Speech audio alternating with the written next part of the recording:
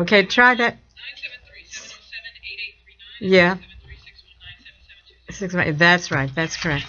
Okay, 10. Boom. I want to see how some of my sound effects sound. Yeah. Wow, this sounds great. Yeah. Uh-huh. Can you hear that? You can hear that? Yeah. You hear that? Your show will go live in 5 seconds. 4, 3, 2, 1. Yeah.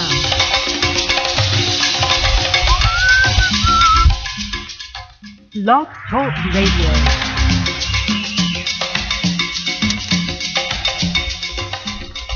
Wow. We're live. Good music. Sancho.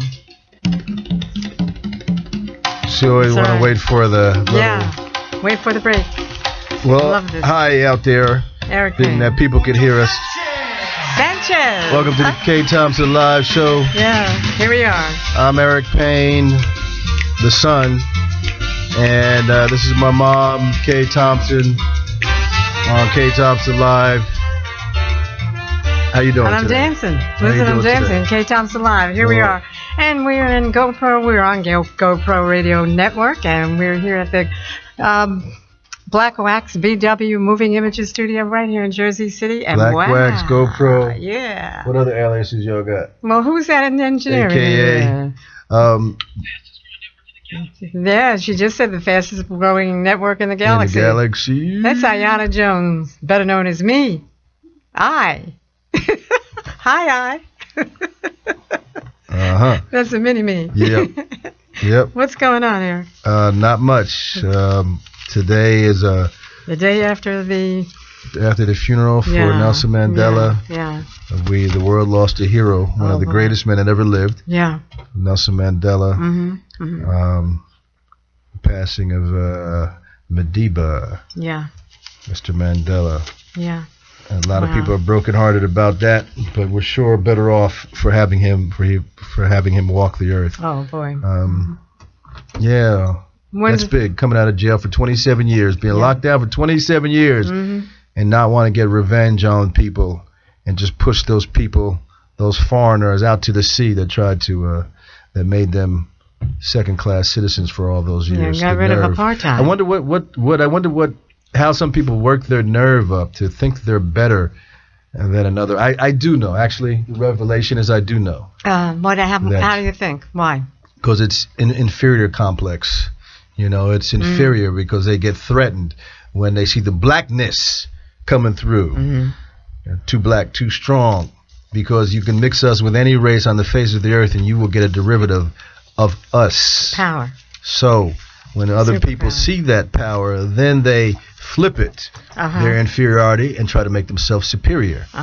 Because they wouldn't get all the way they get when one of us walks into a room where there's a bunch of them all by themselves. And I'm not talking about all of the other group, but some of them, certainly the more inferior or insecure ones that seem to get nervous when they see something too black or someone too black and too strong. Well, the greatest people that are involved with history, you know, I got a chance to interview some of them. I interviewed, as you might know, Dr. Joseph Ben Yekin, Dr. Arvin van Sertimer, and Dr. John Henry Clark, and and Dr. Len Gunther. And they were, and one is still around. I think Len Gunther is around. And Dr. Ben, I think, is still alive and well. I've got to get in touch with a few people like Len Jeffries and a few other people to see how he is. And if he is still around. So, you know, I've got to interview them in a number of different, when I was at WLIB. Yes. And that was really, I think, about the first time I became aware of that. Of the whole, the history, the African history. And the fact that man was, was born or evolved in Africa. And that, according to an anthropologist, who just happened to be not African, not black, Louis Leakey and Richard Leakey, I forget which one, discovered early bones. And lo and behold, they were in the Aldovai Gorge in West Africa, in Tanzania, or Tanzania. I have to get the right pronunciation. I think it's Tanzania. Yeah.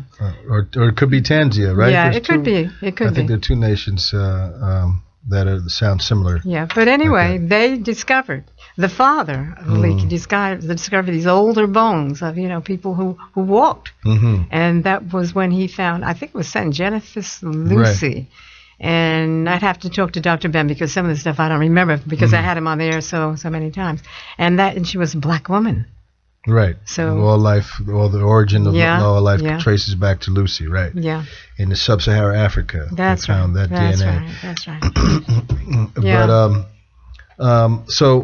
the Nelson Mandela has passed away, but we want to talk about people's experiences. Yeah. The funny thing that tonight's show, we're going to be interviewing you. I'm going to interview you, and then a former Assemblyman William D. Payne. My father's going to call in to recount stories of Nelson Mandela as told to him by his late brother, my uncle, Congressman Donald M. Payne, who Senior. Was Donald M. Payne's, my uncle. That would be Senior, would be my uncle, the Donald M. Payne Senior. Yeah. And so he's going to recount stories to us about my about Uncle Donald's experience with Nelson Mandela, being that he was Mr. Africa.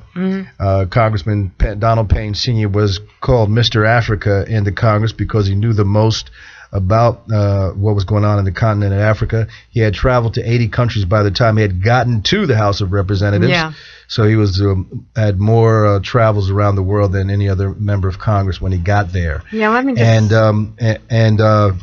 So what has happened is that he knew about was in reference to he knew about apartheid and was familiar with that years ago, as I learned as a boy about apartheid and what was going on and what was then called Rhodesia and things like that, and how black people were being treated in those southern African countries.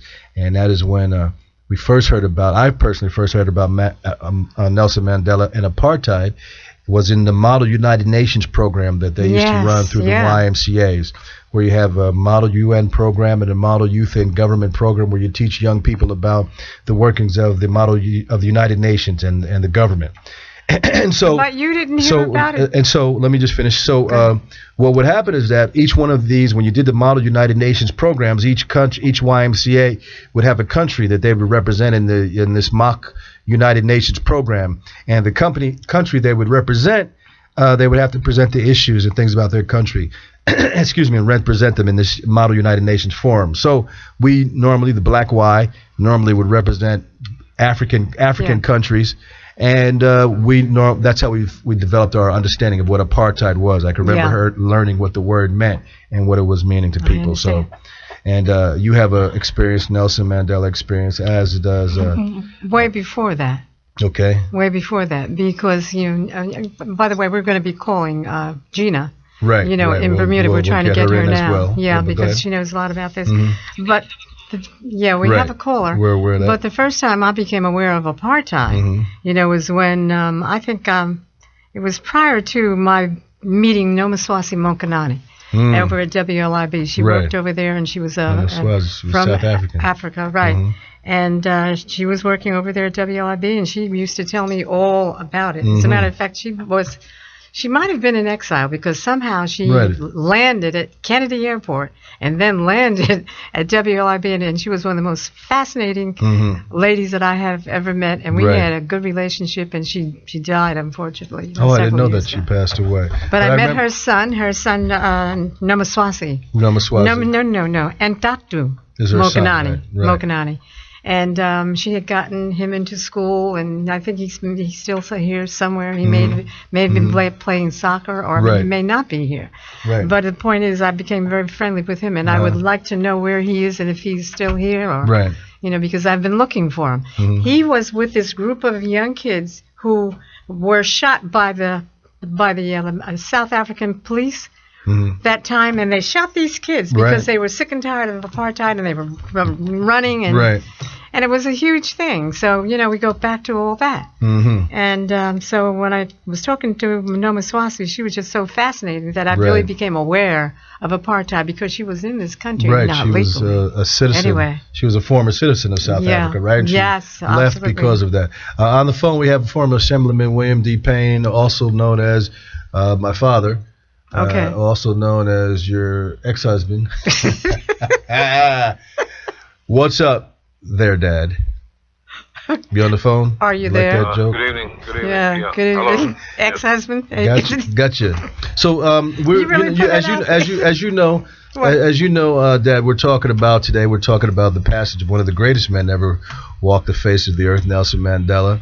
And I know that if you were listening earlier, talked about Uncle Donald, your brother, being instrumental in helping Mr. Mandela bring attention to what was going on in South Africa, and Uncle Donald, having been to some 80 countries before he got to the House of Representatives, was quite familiar with Africa, and was instrumental. Well, you talk about his experiences with Nelson Mandela and some of the things that you learned from him about Nelson Mandela.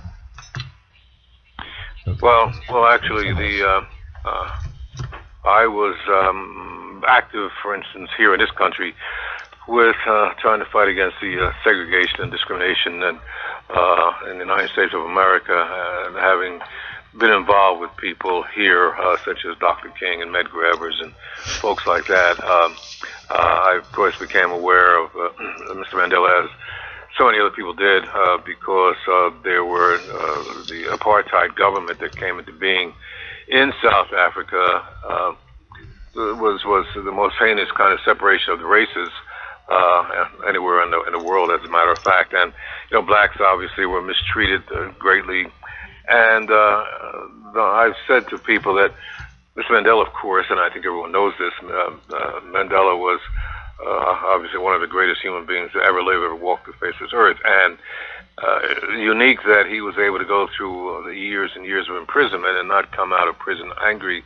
However, if we know the history of freedom fighters, we know that, for instance, Malcolm X at one time was anti-government. Malcolm X was a great militant, etc. And over the years, Malcolm X became a fighter for justice, etc., and using a different tact. He converted rather from being a black nationalist to one who believed that by working with all people, we would be able to bring about justice. Well, Mr. Mandela started out with actually going to school, getting his education, being a lawyer, and trying to fight through the legal system for the rights for his people. That wasn't working, and he, of course, was involved with the ANC, African National Congress, and was categorized as a terrorist and under the apartheid government, and he went underground for a while, etc. But he through his life, finally having been arrested and put in prison, starting out as identified as a terrorist, to become the father of the country was an incredible transformation of a human being, unlike any that I had ever heard of before. That I was involved to some degree with Dr. King, and that I started my NACP stuff when I was a teenager, and had the good fortune of meeting people like Medgar Evers, as I mentioned before, Medgar Evers, whom I knew, and he was a fighter for freedom, and did not worry about his own safety, etc., but believed in the cause of bringing about freedom, and obviously gave his life for what he believed in. When did you meet? When did you meet Nelson Mandela? You mean Medgar Evers? I met Nelson Mandela, of course, after he was released from prison, and he came to the United States. He came to the United States and met with many of the leaders here. He addressed the joint session of Congress. I met Mr. Mandela during one of those times when he was here after being freed, and he was traveling throughout the United States and throughout the world to bring attention to the conditions in South Africa. I had the good fortune of being present at one of those meetings. Did not have a chance to sit down across the table and speak with him at length, but it was a very brief meeting, just shaking hands with him, unlike the kinds of meetings I had with Dr. King, etc. But beyond that, I think that Donald Payne, my brother, and I, and a delegation of people, became aware of the fact that South Africa was going to have to change from apartheid to a freer nation. So, in 1990, actually, my brother Don and I and a delegation of people were in Bermuda, and we were meeting with people who were pro-apartheid. Some of the people who belonged to the Nationalist Party. and also people who were fighting apartheid.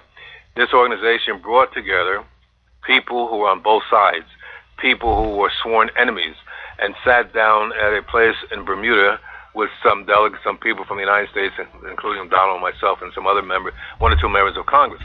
We sat down with these people, and I remember very clearly where this white Afrikaner who was, you talk about rednecks in this country. This guy was a double redneck. But he sat at the table with us. We were brought together. And I remember him saying to me, they want me to leave my country. They're telling me to go back home, go back home. He said, my people have been here over 300 years. He said, I am a South African too. Where am I going to go? This is my country too. He said, and they're trying to tell me to go home, go back someplace else. This is, the thing that's interesting, this is my country too. And so we knew that there had to be. Sounds like what black people were telling Americans here when we're told. I don't mean to interrupt you real quick, Dad. It just, I don't know if you heard me. I said it reminded me of what black people who have been told to go back to Africa have had to say to some people who said that to them. So I just wanted to interject that real quick. It's ironic, isn't it? Right. But go ahead with your story. But anyway, this organization had the good sense to know that apartheid was going to be dismantled. There were people on both sides that they're going to have to get together. So they brought us together at this place in Bermuda to be able to talk this thing out. Okay, stop right there, Dad. Stop right there, because we got to go for a break. I just want to hold it right there so we can pick up your story on the other side, right? We're going to go to a break real quick. Yeah, we have to call Gene. We'll be right back. We'll be right back. Thank you. Stay with us. We'll be right back. Okay. The views and opinions expressed on GoPro Radio Network shows are solely those of the speakers and are not necessarily the views or opinions of GoPro Radio Networks, Inc. or its affiliates. These broadcasts are provided on the understanding that they do not constitute professional advice or services. Individuals who speak in these broadcasts express their own opinions, experiences, and conclusions. GoPro Radio Networks and its affiliates do not necessarily endorse or oppose any particular opinion or conclusion discussed in these broadcasts. You may not edit, modify, or redistribute these broadcasts in any way without the express permission of GoPro Radio Networks, Inc. GoPro Radio Networks assumes no liability for any of your activities in connection with these broadcasts or for your use of these broadcasts in connection with your website, computer, or playing device. You're listening to content developed by the GoPro Radio Network, the fastest growing network in the galaxy. GoPro Radio Network. Listen to the voices in your head. And we are back. I'm Kae Thompson. This is Kae Thompson Live, and with my son Eric Payne, and also Bill Payne, my ex-husband, my son. And then now my daughter Gina is calling in from Bermuda, mentioning Bermuda, Bill. So we're going to be having her involved in this conversation, Eric. Okay. Okay. All right. As well. And so just to pick up where you left off with your story, and it's ironic we have in Bermuda, and it's ironic we have Gina on the line too, because I don't know if she was, I'm sure you guys were with her. She was with you at that time. But go ahead, finish with that particular story because it's fascinating. As a matter of fact, Gina was in Bermuda at that time. Yeah. And Gina, we were staying at the Lantana. I think it was a resort in Bermuda that was secluded. And we, meaning the people in our delegation, were at this resort away from everybody else, so that we can have a serious discussion about this. And I just said, that's right. That's okay. Hello. That's okay. Wait a minute. That's okay, because we are trying to get in touch with Gina in Bermuda, and we are hearing the sounds of the city. We don't know which city it is. It could be Jersey City, it could be Newark, but that's okay. That's fine. This is radio. Hello? Yes. Hi. Yeah, Gina. Hi. So you're on the air. Hi. And if you've been listening, so we're in the middle of this discussion when Dad was talking about this a meeting. Yes, trip to Bermuda. Bermuda. So yeah, I remember. You chime in. The trip. I remember what. Okay, you're gonna Gina. We're gonna get you to chime in. Just let him. He's gonna finish. Pick up where you left off, and then Gina, you chime in. Yeah, it was in 1990. As a matter of fact, Brianna was born just around that time, and as a matter of fact, that's when I. First saw my granddaughter Brianna. That was, and I guess Brianna was born in 1990, I suppose. because Gina, you came over to Lantana, where we were staying during that meeting, and we had South Africa. I was just telling everyone that we had South Africans, people that were in favor and supporting apartheid, and others at this meeting, because we were discussing where does South Africa go when apartheid is defeated. And so that was the meeting there. But that was, Gina, if you recall, and I guess Brianna was born. Is that the 1990 when she was born? Yes. Yeah. She was born in 1990. It was exactly when. She was an infant. Yeah. And that's when we came to visit, you came to visit us at this meeting that we were having with these South African leaders. But anyway, I can say that at that time, of course, apartheid was there. Nelson Mandela had been released in February 11, 1990.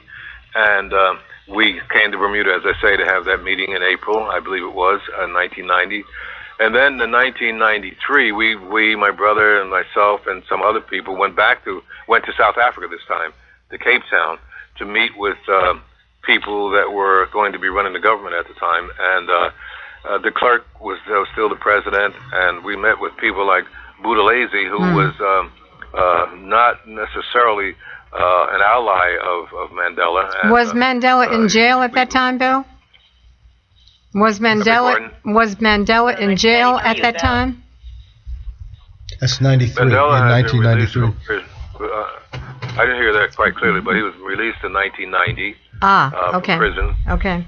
And yes, and Mandela and de Klerk and the rest of them were meeting prior to the elections that were held I think in 1994 when Mandela was elected president. But the interesting thing is that there were people who were fighting against the government, people from the ANC, people who were going to be in the government.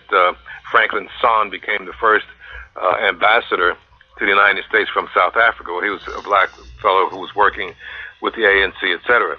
But in 1993, Donald Payne, my brother, and I, and others were in South Africa meeting with leaders, and it was at that time, in April, I think April 10th, 1993, when Donald, myself, and a few others were visiting a township out there, and on that day, Chris Hani, who was a leader of the younger people in South Africa, was assassinated outside of his house, and so Chris Hani was a person that was able to have influence over the young people, keep them from rioting, etc. But when he was assassinated that day, then the whole the townships began exploding, and I recall clearly that Donald and myself and one or two others that were out of the township, people came from Cape Town to get us out of there because the whole countryside was beginning to erupt in riots because Chris Hani had been killed. So we had to be taken out of Cape Town with escorts into the airport before the whole place exploded. But Chris Hani was one who was a fighter and he was a youth leader, etc. So we were in Cape Town at that time. And that's that pivotal, and that's that pivotal moment that they've been talking, that we've been hearing recounted on the news. The pivotal moment when the country was at the brink of erupting, or did start to erupt, when Nelson Mandela then had to go on TV and ask everybody to chill out, and it was his words that calmed the nation. As you remember too, Mark. Right. You were on LIB at that time. Yeah, Gina, you want to get into in the conversation briefly? Yeah, if I can interject, two things really quickly. First, at my age, I remember I was very, very, very active. Much aware and shocked and dismayed by the fact that apartheid existed. Apartheid was modern-day slavery. And, at my age, of course, we knew about the civil rights movement. We knew about, blacks being segregated and the mistreatment, et cetera, et cetera. But to actually have that happening on Earth and being put in in the forefront. I remember watching Ted Koppel, and I commend him because Ted Koppel every single night had updates on South Africa, on the apartheid. There were massacres going on. This is in 1988 and 1989, and the daily massacres, people being shot and killed, 13 a night, 23 a night, 14 a night, kids. And this is something that I remember so clearly, and looking at this, like, I can't believe this is happening, like, in modern days. people, from what I recall, apartheid, it means, in Afrikaners, it means separateness. Apartness. And, exactly. And basically, in this huge country of South Africa, this rich, lush country, as obviously you could attest, you've been to that, but from what I could see and what I learned is that the blacks, who were in vast majority, had to live on this barren dirt land in these little shanty towns, and they had to carry passbooks. And the fact that I could actually imagine, if to walk down the street and to go from one town to another, I have to have a passbook, and if not, I can be beaten, arrested, and that to me was like just so amazing. This is actually happening in my day and age. I was so amazed by this. And in Bermuda, I was living in Bermuda at the time, and there was a man named Glenn Fubler who was leading a big anti-apartheid movement here in Bermuda, along with a lot of others. And I was able to, participate by being in Bermuda in that regard, and in marches and stuff. And so I had my signs, my posters. I also had my T-shirts. You might remember when I came with Brianna from Bermuda as an infant, I had my green, black, and yellow little flag and pin that I had on Brianna's hat, which was an infant and all, and I had my buttons and everything for the symbolizing support for the African National Congress. Let me interject for just a minute. When you landed at the airport, Brianna was still in Gina's arms, and Gina had her feet covered and her head covered, and she had this little knit cap on, and she had pinned the flag. Little flag of the ANC. What is it? The green, black, and yellow? African National Congress. And I was so tickled. Here she's bringing this kid, in her arms off the plane, and she has this this sign, and also it was such a crazy issue. You wouldn't expect anything else. Your story is way more poignant than mine, but just how it affected me and people of my generation, it really was. Oh, I was tickled with it. Very proud. And I remember in just a month before Brianna was born, looking at television, standing in my in-laws' kitchen, watching when Nelson Mandela came. They released him from jail, and took Botha and F.W. de Klerk there, and he raised his arms. I was in tears, mind you. I was 8 months pregnant, so hormonal, but at the same time, obviously, this was huge. And I remember just being in tears, and I just couldn't believe. And then the last thing, I'll let you go on, is that I remember when Nelson Mandela came to New York. I was in Bermuda, but you got me that yellow sign says "Free South Africa," and I didn't frame it and all that. But I remember that with the ticker tape parade when Nelson Mandela came to America and stuff. But it was such a great celebration of his life and memorial, because he goes down with the greats like Gandhi, Martin Luther King, and absolutely. Amazing. Let me ask you, Dad. I have a question for you. When you met some of these Afrikaners, right, in Bermuda, when you met some of these Afrikaners in Bermuda, what was your impression? How did they react to you, a black man, but you're a black man from America? Because you said they talked to you and said they wanted me to leave my country. Was there vitriol or their disdain? Was it directed as you as well because you were black, or was it just? Well, there were different levels of these people. For instance, I mentioned that the people that I sat at the same dinner table with, this guy and his wife, they were exactly like the rednecks of the South here in the United States of America, hate-filled, it was, and also the crude behavior. For instance, and I don't like to stereotype, but the fellow sat next to me, and he was smoking while we're eating dinner. He's blowing smoke across the table, and ranting and raving about the fact that they're trying to take my country, trying to tell me to go back. We were here for 300 years. You should have seen the country before we came here. My God! And then they want me to go. This is my country, he said. And at that time, this guy was ready to fight, I suppose. And it was a good thing that they brought him together then to let off steam, and also to be able for the blacks and the whites to sit down in the same room at the same table, to get to know each other beyond just the yelling and screaming and posters, to get to see whether or not there was some humanity that could be shared between those whites and those blacks that had been separated by law, and the blacks who had been forced to live in these townships, who were moved out of their homes and to put into these segregated townships.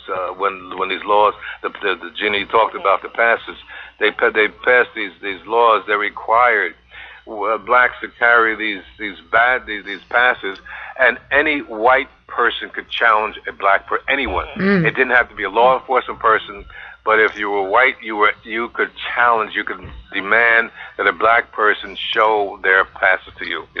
And this was going on. The country was formed as a segregated country, and then it became worse in 1948 when they passed all these draconian laws to absolutely separate blacks. And in 1976 is when the big uprising in Soweto happened. Yes, I mean, there were uprisings during the 1970s and the 80s, but in 76 is when it just totally exploded. The Soweto, in particular, was a major, major uprising that brought attention to this country even more than. But let me just say about great leaders. Now we talk about Gandhi. We're going to have to go for Gandhi a break. Was a great leader. Bill, you have to hold it for a minute. We're going for a break. We'll be right back. Kae Thompson live with Eric Payne, Bill Payne, Gina Payne Scott, and we were talking about our experiences. And when we come back, I'm also going to be talking about, when Mandela came to New York, and I was at WLIB, and my experiences also. Right. And talk about the film Seraphina, the play rather, and Cry Freedom, so those, and how I became very aware of Africa and stayed angry also. We'll be right back with more. Stay with us, everyone. Kae Thompson from Kae Thompson Live. We interrupt this broadcast to bring you a great opportunity. If you have a product or a service, a talent, or something important to say, now's your chance to have your very own radio show. Whether you're just starting out, a veteran looking for a professional platform to enhance your presentation, the GoPro Radio Network is the premier place to cultivate and share new and exciting content. We'll help you to grow your audience and keep it growing long after your first broadcast. Now you have a voice. Call 212-696-8562 today or visit www.goproradio.com. And you'll be amazed at how easy and affordable it is to have your very own show on the fastest growing network in the galaxy. GoPro Radio Network. Listen to the voices in your head. You're listening to content developed by the GoPro Radio Network, the fastest growing network in the galaxy. GoPro Radio Network. Listen to the voices in your head. And we're back on the Kae Thompson Live Show on the GoPro Radio Network. I'm Eric Payne, and that's my mom over there, Kae Thompson, who the show is named after her. Just to let you know, we're talking about the great Nelson Mandela, one of the greatest people who ever lived. Yeah. And we're just recounting experiences with my mom, my father, former Assemblyman William D. Payne, my sister Gina Payne Scott there in Bermuda. The thing that's ironic, I find, is that this meeting that you talked about that took place in Bermuda took place there because, the irony about it there, Gina, on your little island there, that it's kind of has some little colonial vibes. So I just wonder when this meeting was scheduled. Little colonial vibes. I was there. They had some huge colonial vibes. When this meeting was scheduled, was it making the Afrikaners, were the Afrikaners feeling a little bit more at home? Speak to that. Speak to that there, but wait, Gina, wait. You can't be saying that now. I have to go back to Bermuda, let's let Gina speak to that. Let me make it clear. Bermuda had nothing to do with the meeting. The government of Bermuda had nothing at all to do with it. Yeah, we know that. It was an organization that was a non-GO, a non-government organization that was working throughout the years on international issues, etc. And this happened to be one of the issues back then that this organization was able to bring together leaders from the United States to meet with leaders of in this case, South Africa. So it's just they selected Bermuda as a place where we could have some quiet and would not be interrupted by anyone. So the government of Bermuda had absolutely nothing to do with it. South Africa used to be, South Africa used to be part of the British Empire. I see. Voted to separate from that. It became a republic of their own, et cetera, et cetera. Very, very racist, of course, and too much so. Too racist even for the British Empire, I believe, when South Africa became a nation of its own. So now, wait a minute. But speaking to that also, like many places, it was just a host place for a conference. That just happened to be the conference. Yeah. Like Daddy said, the government, Bermuda, had nothing to do with it, and I don't even really believe they knew, to the extent of who was all here, at the time. I guess who needed to know knew. However, having said that, Bermuda actually people used to refer to Bermuda as a mini South Africa. Now, because of my passion over apartheid, I was so insulted. I'm like, how dare you? These people in this very rich country, free to come and go as they please. How dare you compare yourselves to the lives of what people are going through in South Africa? However, having said that, while it's not as overt and there's not the physical violence and all that, at the time, now I'm going back, Brianna's 23 years old, so, and apartheid ended in 1990, so, it's all relative. We're talking back then because, like you said, you got to live here. I'm not trying to talk about the government, but it's no, I'm not. It wasn't a shot at the government. It absolutely did have that sort of a feel. I was offended, but I understood it after having been here because at the time there is that underlying feeling that even though Bermuda blacks are in the majority at the time, the party that ran the country was in the minority, and they definitely had their racist overtones, and it became very evident. You couldn't, you could walk around freely, but you couldn't own, you subtly couldn't own property, in the best places. You suddenly shouldn't be in a certain place. There were. So definitely, I understood the analogy like that. Yeah, and the other thing in Bermuda, and Eric, why you mentioned that Kae Thompson Live, who the show is named after. Well, the show's named after this person because she's a great broadcast journalist who brought so many issues to the fore, as we all know. So one of the things that Mommy did in Bermuda she enabled me to produce a really great segment. Peter Noel, who was in South Africa for the free elections in 1994, I was working at the TV station. So and Peter was working for the Village Voice at that time. And the live call-in from South Africa, right when the elections were taking place. Peter Noel, the broadcaster, the journalist, he used to work for the Village Voice. I don't know what he's doing now. You can speak to that. But also, Mommy, you remember, you also interviewed, what is his name? Brutus? Professor Dennis Brutus. Yes. In South Africa jail, right next to Nelson Mandela. So yes, it was a one-on-one interview, and we have that on television. Interviews that you've done. Yeah. I know. When did you do that? Okay, let's talk. Let's move forward, and I want to focus now on the experience of Mr. Mandela when he came to the United States, because that was really. But I want to go back to when I was interviewing Professor. Okay, that's where I'm going because I want to talk about your experiences with Nelson Mandela. I kind of forgot about interviewing. So you were at WLIB because we're trying to give some of the listeners a little kind of historical perspective, chronological perspective. 1993, Nelson Mandela comes to the United States, right? But this is before. Okay. When I interviewed Dennis Brutus was before. Okay, so Dennis Brutus is... He was a professor at Temple University, and I was working for New Jersey Network Television at that particular time. I see. And got to interview him. I really didn't know anything about him except that he was in exile, and he was also in the same jail, I believe, with Nelson Mandela. So he was on Robben Island? He was on Robben Island. Okay. I think that's accurate. I'm not sure about that. It's very accurate. I checked it on It's very accurate. Okay. Yep. Well, he was a writer, and he was arrested for writing. And he was a professor, and he was so insulted that when because he died not too long ago, and he was so insulted about writing that they put him in jail. So this man was in the cell next to Nelson Mandela on Robben Island. He was on Robben Island. That's remarkable. Yeah. So I got two prisons that Mr. Mandela was in Robben Island, and he was also in another prison before going there. So it could have been in one or the other. Yeah, it was the same one. I understand. Right. However, I got to interview him, and he was absolutely fascinating. And I do have that interview on DVD, and I'm going to be making it available. Right, we should make that available to people. That's remarkable. That's exactly right. And he spoke very, very. It was the first time I had ever heard anybody talk that way about what it was like in apartheid, with apartheid. Really, because I talked to Noma Swasi, And I think, well, this was before Nova Scotia, but she was also very, very angry. But she got here because she was in exile. Right. And that's when I met, was at WIB. Mr. Brutus, what were his impressions of Nelson Mandela? Oh, that he was a giant. Are you kidding? He was the person. I mean, he was a god. Are you kidding?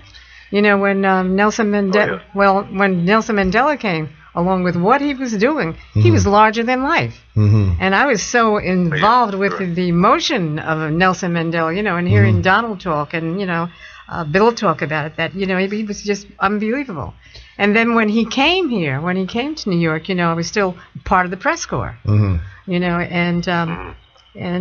when he came, I was down there at Police Plaza because there were, several of us from LIB who went down to Police Plaza,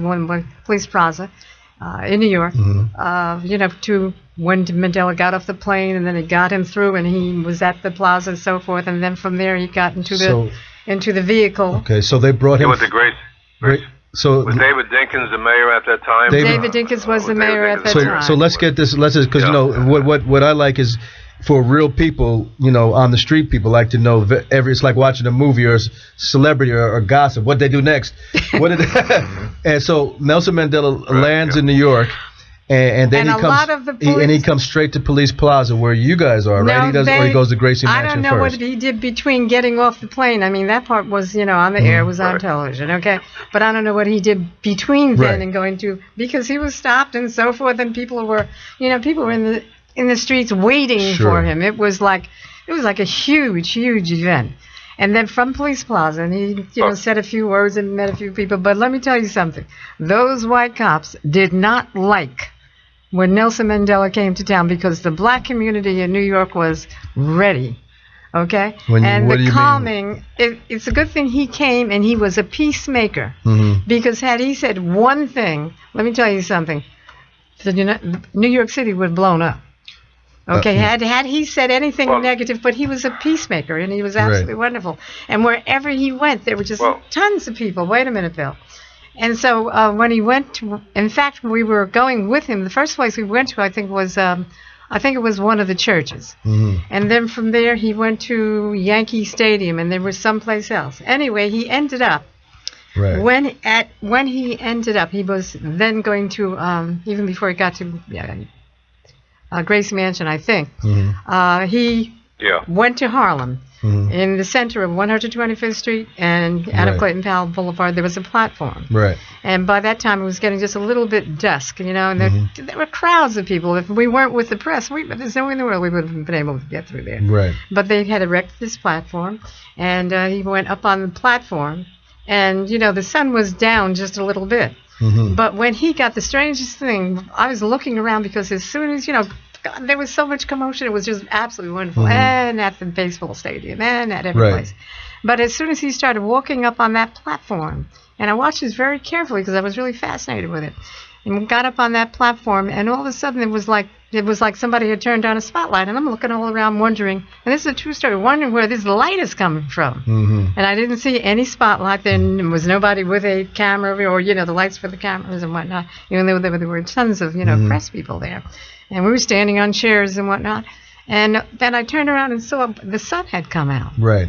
And it went down. It was like down 125th Street, right to the middle, right on Nelson Mandela. Yeah, and that was beautiful. I mean, that was the remarkable thing, because I remember watching that on television and noticing the same thing. Now, I think the day was, I don't think it was, the sun was going down. As I remember, it was a little bit of an overcast day. Yeah, it was just slightly, it began to get overcast. It was a little cloudy. That's right. And maybe it seemed like it was going to rain that day, because I think they might have even had an awning there where Mr. Mandela would stand up. No awning. Okay, well, it seemed like it was going to be cloudy. And I was watching on TV, too. And then all of a sudden, as soon as he stepped out there, the sun came out. And I was like, wow, look at that. And you could tell that it was when the sun starts to set and the sun shoots right through. But it looked just the minute before, it was cloudy. As soon as he got up there, and it seemed, I don't know if you guys saw that as well, but it seemed like a divine, a divine kind of intervention. How many scenario. How many years ago were we talking, Eric? Eric, how old were you? 5? We're talking. But there's still another thing. What year was it? 1990, 95? Let me tell you another thing. Hold on, Bill. This particular experience.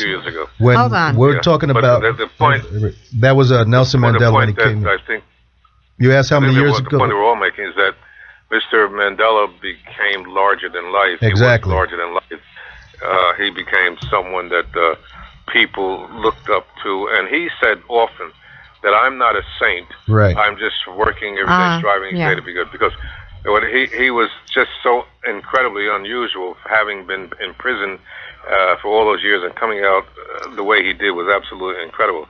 But you see, one of the things with these leaders, I was saying before, is that, great leaders. Gandhi was in prison. He was a great leader. Dr. King, of course, suffered being in prison. Malcolm, during his life, was in prison.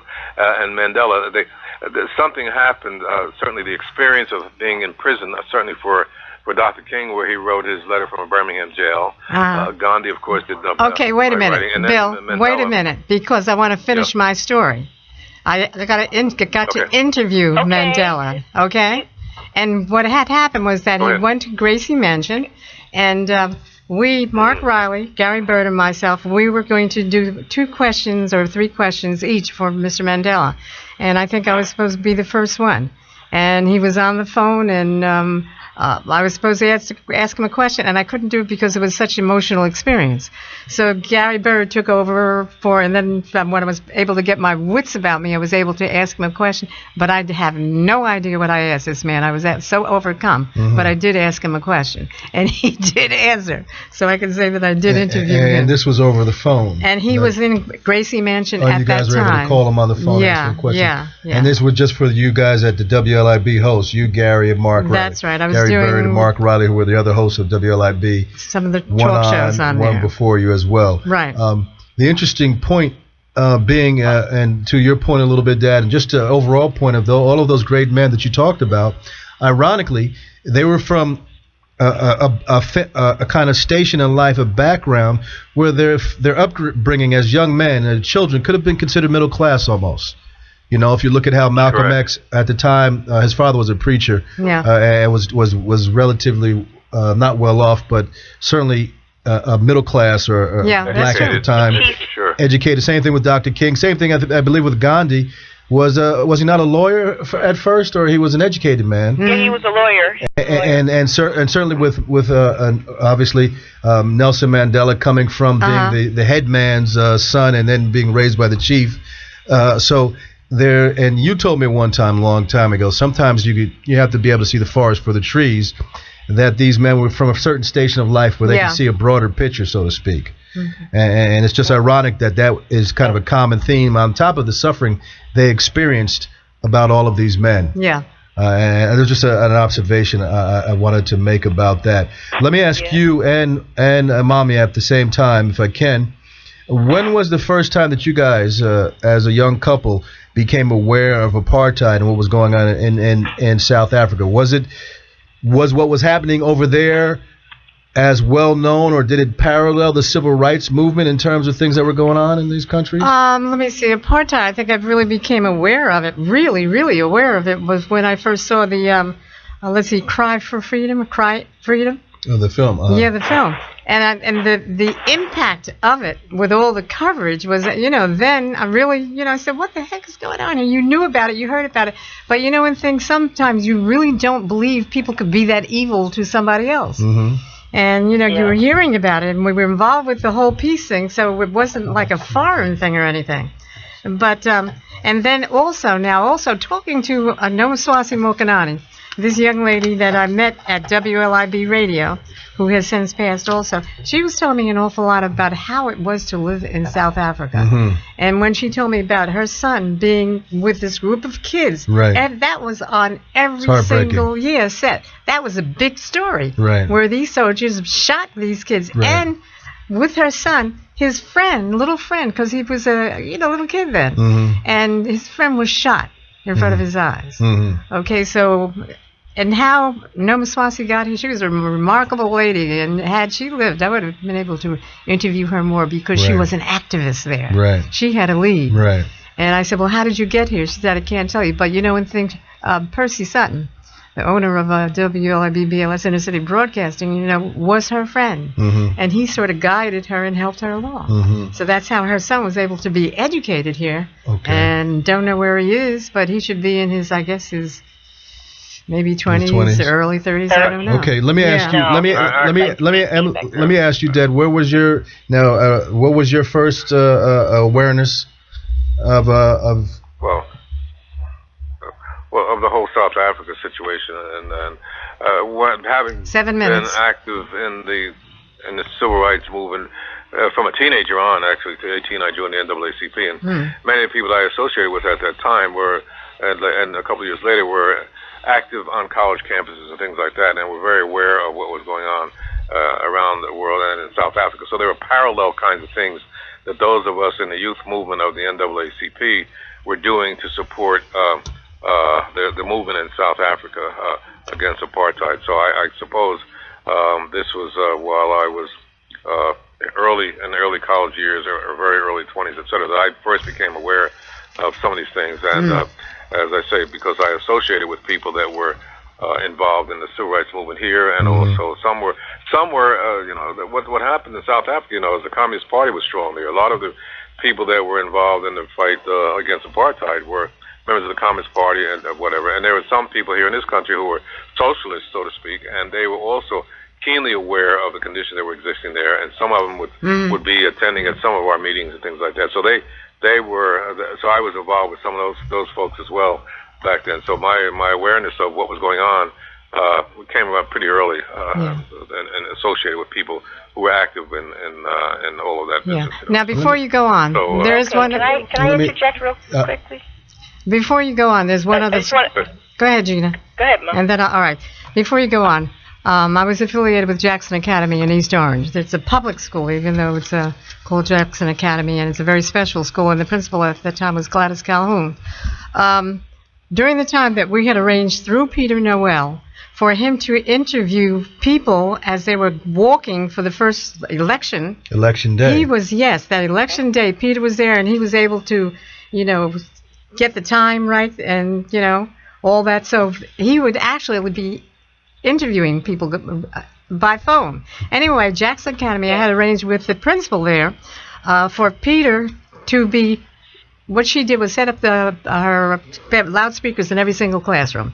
It was a small classroom, elementary primarily. But these kids had the opportunity and had the experience of listening during the first democratic election in South Africa, listening to the people say how they felt as they were going to vote. How they felt to vote for the first time in their lives. Right. So it's all remarkable. These kids who went to Jackson Academy had that experience. Now, Uncle Donald Sr. had the experience of me setting this up, and he came after that, and I was telling them about his experiences, and he was the one who recommended that the program that I was doing, the Electronic Media Development for Learning program, was done in the schools. And he talked to the kids, and he talked to them about, all this was going on. I see. So those kids at Jackson Academy in East Orange. That was a great experience for them. They had quite a principal because she understood exactly what we were doing. But they had the experience talking to people in South Africa. Gina, what was your first? I kind of have an idea, but. Yeah, go ahead. I just wanted to interject because 2 minutes. Okay, sort of what you were just saying is sort of like if the technology were where it is now. At the time, they would have actually been doing like a live video feed of what was happening with the live phone interviewing. Right, so that was very innovative because when you hooked it up here, also we were able to hear him live on TV as he was. We actually woke Peter Noel up. I woke him up. I was like, Peter, it's like time to go on, but the time's like 4 a.m. there, and but nonetheless, what I was going to say is yes, I did pull it up online. I do remember very clearly because I did co-host a lot. I did do a lot of your shows with you in terms of helping you. Nonetheless, Dennis Brutus was in the cell directly next to Nelson Mandela on Robben Island, and you interviewed him at the museum in New Jersey. That's right. Also, Eric, we were talking about certain people, a certain station in their lives now, and who have a bigger perspective. After all of this turmoil in South Africa, Desmond Tutu, because of his awareness of the larger picture, held the Truth and Reconciliation Conference, which offered amnesty for truth, right. which meant that they were not necessarily going to hold people to a criminal, in a criminal court if they were able to tell the truth, because they felt that the value of the truth and the value of forgiveness and getting past this was the only way to the future. So, Daddy, maybe if you could speak to that, the reconciliation, Truth for Reconciliation Conference. Really briefly, because we have about 2 minutes to the end of that. Less than 2 minutes. Go ahead. Right. Well, what happened, of course, is that they brought people together who had been perpetrators of evil and violence against victims, etc., and brought them together, and they were able to, some of these perpetrators of this violence ask for amnesty, ask for forgiveness, and then the victims in many instances would give them forgiveness in order to get rid of the past so they can move forward. There are some in Africa, some in South Africa, who did not go along with that, did not believe that these people, some of whom were murderers, were let go. So there's people that look at this whole reconciliation effort as being somewhat successful, but many other people feel that people got away with murder, literally got away with murder, because the victims were so gracious to forgive. I'm not sure how that goes, how far it's gone. Some people feel that some have gotten away with, as I say, with murder. Others feel that this is the only way to go forward. And last thing I'd like to say is that there's a lot more that needs to be done in South Africa. That still the vast majority of the blacks in South Africa are still downtrodden, still poverty-stricken, etc. Okay. That the majority of we're going to the have to put an end to it right there. Controlled by Europeans, etc. So a lot more needs to be done. Mandela was a saint as far as I'm concerned. And this is a conversation. This is a conversation that we could go to a part 2 of. And we're coming to the end of the show. We used up all the time talking about that. I want to say thanks to my sister Gina Payne Scott, calling in from Bermuda. You're my here. father, the late Assemblyman William D. Payne. This is Eric Payne and the Kae Thompson live show. And you are the legendary Kae Thompson Payne. Using Payne now? Right on. Thanks for tuning in. Kae Thompson. Hit us next week. We're going to do a part 2 on this. We don't know when. We'll let you know. See ya. Want to say something, Maz? Your show. Yeah. You want to give a little going out? Listen, I'm busy dancing here. All right. Sanchez. Long live Nelson Mandela. See. In memory. Yeah.